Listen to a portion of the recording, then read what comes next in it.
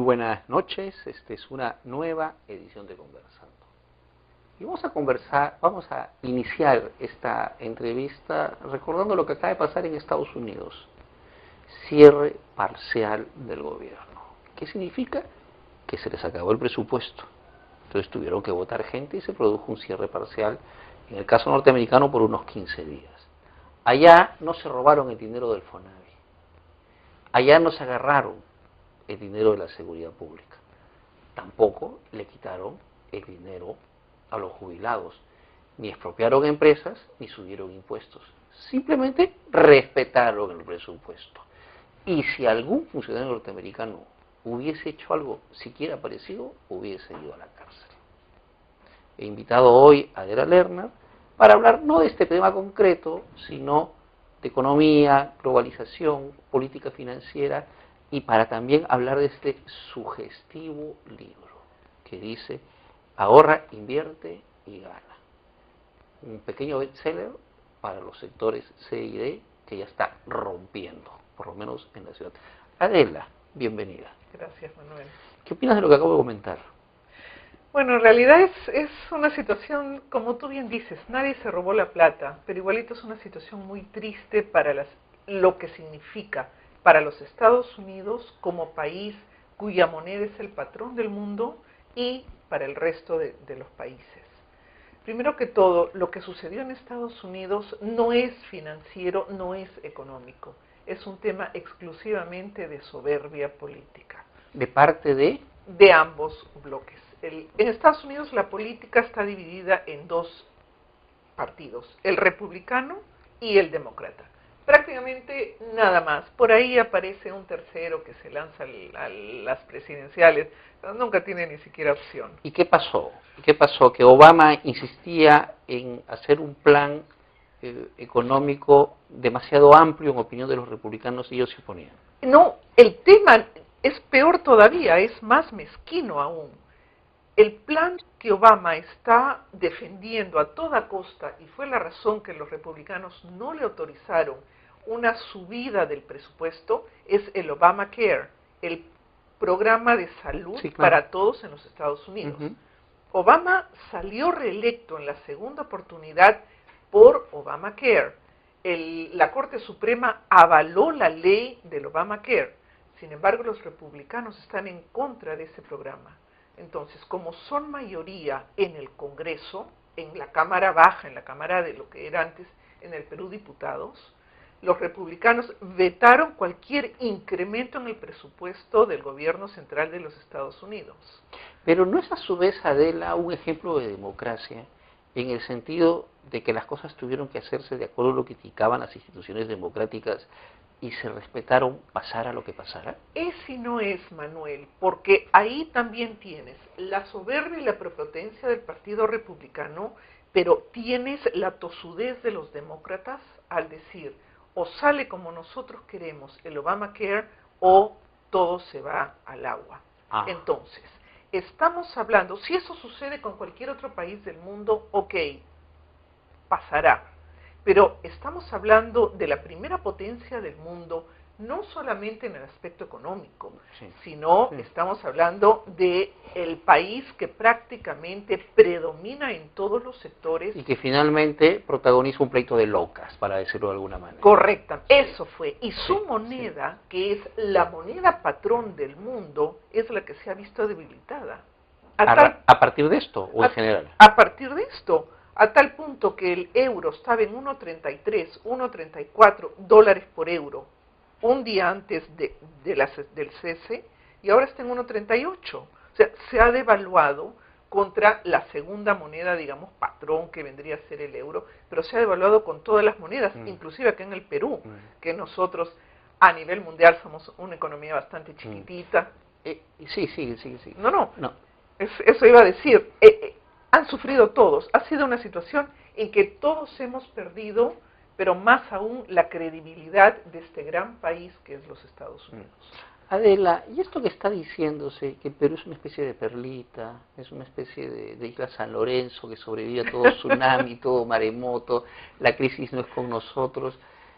La verdad es que en cultura peruana por un lado nos alegramos, pero se nos hace inentendible, ¿no? ¿Cómo así el Perú, que ha sido un país donde la pobreza está todavía tan brutalmente arraigada, de pronto resiste más que una central atómica en medio de un terremoto?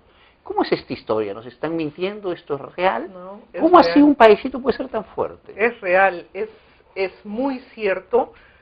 Así como habían los tigres asiáticos en la década... Cuando surgían. Exactamente. Ahora estamos considerados, Perú está considerado el puma latinoamericano. Somos Perú, Colombia, bueno, Chile. Pero Adela, Panamá. los tigres asiáticos surgían con una tecnología y una producción impresionante.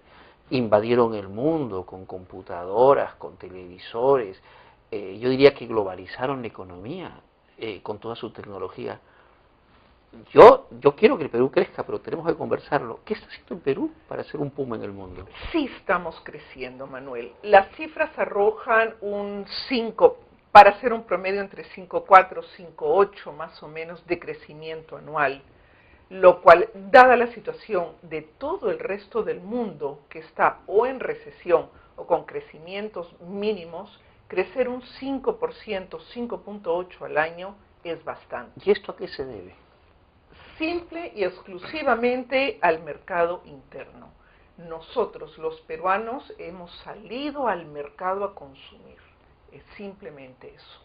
Hay mucho más dinero en el mercado que se está moviendo. La gente, hemos entrado en un círculo virtuoso muy positivo. La gente tiene empleo, entonces, como tiene empleo, gana un sueldo, sale a la calle y consume. Como consume, las empresas tienen que producir para poder tener los productos para que la gente compre. Entonces, emplean más gente para poder producir esas cosas. Y hemos llegado a este círculo. ¿Y esto se lo debemos a quién o a quiénes? Sin mezquindades. Sin mezquindades, yo creo que a partir del año 2001-2002. ¿Compañía Agua y Toledo? Exactamente, sí. Y ayudó muchísimo, muchísimo la democracia, que fueron gobiernos que se fueron continuando democráticamente, unos ministerios de economía, o ministros de economía, debo decir, y Banco Central de Reserva autónomos y manejados por las personas más capacitadas del momento. O sea que en realidad no es Toledo y Paniagua, sino PPK. Yo creo que PPK sentó las bases para lo que tenemos ahora, sí, y ayudó mucho el precio de los commodities. Pero Adela, 3 años de ministerio para un ministro eficiente, ¿bastan para lanzar así un país? No, yo he dicho PPK sentó las bases, pero tenemos que ver que después de PPK continuaron ministros de muy buena talla. El Banco Central de Reserva mantuvo a Velarde, creo que Velarde ya está más de 8 o 10 años prácticamente. Y después de Toledo, en la época de Alan García, se levantó el país con el precio de los commodities, es decir, de los productos que el Perú exporta al mundo, básicamente materias primas, que tuvieron unos precios récords por años. ¿Y fue un asunto de inteligencia en la producción o de precios del exterior? Porque las materias primas siempre han estado acá. Las materias primas que subieron de precio, y acá en el Perú que supimos utilizar esa bonanza de commodities. O sea, fue la combinación de las dos cosas. Bueno, y esto evidentemente llega, Toledo habla de chorreo. ¿Estamos en un chorreo o estamos en una expansión? Ya? Expansión. Ya. Esto evidentemente se expande a los sectores emergentes, por decirlo de alguna manera, donde la economía se dinamiza incluso con una lógica distinta, ¿no? O sea, la gente hace contratos por 20, 30, 35 mil dólares de palabra, no necesariamente estaba bancarizada, etcétera, etcétera, etcétera. Y en este contexto, tú has publicado este libro, Ahorra, Invierte y Gana, que es un resumen de dinero eficiente. Una mujer inteligente que se puede dar el lujo de hablar de la eficiencia en inversión de dinero. Adela, ¿no? Cuéntanos un poquito de tu libro. Mira, el libro surgió porque cuando estaba escribiendo Dinero Eficiente, en el que habla cómo manejar el dinero, me di cuenta que estaba utilizando un lenguaje que no llega a todas las personas. Me di cuenta de que el Perú de ahora, del año 2013, es diferente a lo que fue el Perú hace 10 años. Hoy en día... ¿Solo en 10 años ha cambiado tanto? Yo pienso que sí. Ya. Hay una clase media pujante que es distinta a la clase media tradicional que nosotros hemos conocido anteriormente. Arellano Consulting mismo lo identifica y dice, en el Perú somos 31 millones de habitantes, de los cuales clase media es 19 millones. Adela, te interrumpo. Sí. Con mucho respeto, pero eso es verdad, en el Perú hay 19 millones de clase media. ¿Se considera clase media? Estadísticamente. Correcto. A partir de una persona que gana 1.800 soles hasta 9.000 soles. Pero se supone de que esta persona vive en un hogar en el que ganan varias personas un sueldo que podría ser de 1.800. Sí, de acuerdo. Y entre todos van juntando, digamos, una cantidad para gastos. ¿Podríamos decir entonces que existe una clase media emergente sin cultura de clase media? Yo diría que no puedes decir sin cultura de clase media, sino con características propias. Exacto. Y según Arellano, de los 19 millones de clase media en el Perú, la dividimos 10 millones en la clase media tradicional y 9 millones en la clase media emergente. Bien, y en ese marco, ¿de qué trata tu libro? Mi libro está dirigido a los 9 millones de la clase media emergente, de aquel grupo social y económico en el Perú que trabajó, que se las jugó domingos, feriados, sin importar quién está en la política. ¿Por qué comprar este libro si uno forma parte de esos 9 millones? Porque este libro enseña, este libro les dice qué hacer con su dinero, y ya lo ganaron. Ahora, ¿cómo lo pueden ahorrar? Porque el que gana puede gastar o puede ahorrar. Si ya gastó y ahorra, ¿qué hacer con el dinero? ¿Dónde lo va a invertir? ¿En qué lo va a invertir? Esta persona tiene que pensar en su futuro, tiene que pensar en su época de vejez, tiene que pensar en qué le deja a sus hijos y a las siguientes generaciones. O sea, de la misma manera que hay grandes empresarios y hay ahora microeconomía, esta es una especie de microplano para microempresarios. Es una guía. Es una guía. Es una guía, puede ser también grandes empresarios, Manuel. Es gente que cuando va a la banca, cuando va al sistema formal, muchas veces no sabe cómo dirigirse al banquero o al funcionario. Y estas personas muchas veces los minimizan.